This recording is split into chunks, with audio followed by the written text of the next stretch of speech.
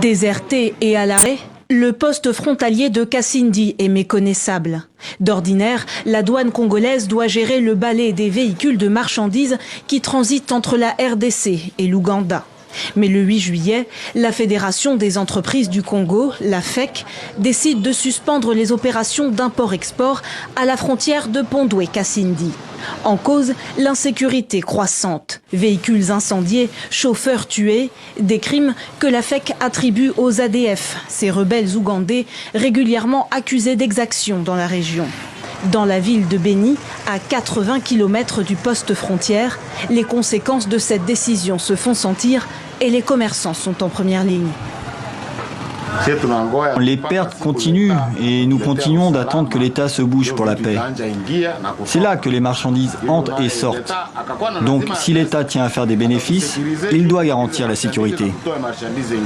Car le poste de Kasindi est le 3e du pays en termes de recettes. Le pétrole notamment rapporte des millions de dollars dans les caisses de l'État.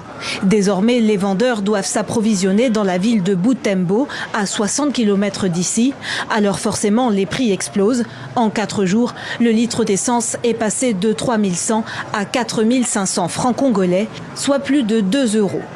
Nous avons peur aussi de tomber à faillite à cause de cette situation. Donc nous vendons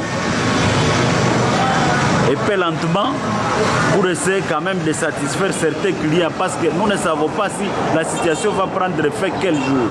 Une situation qui fait craindre à cet expert un effondrement économique. Notre économie est extravertie. Une économie extravertie, c'est-à-dire nous dépendons plus de l'extérieur.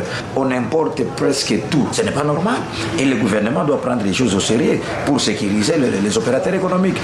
Des opérateurs économiques déjà sommés par le gouverneur du Nord Kivu d'éviter le poste frontalier de Bunagana, désormais aux mains des rebelles du M23.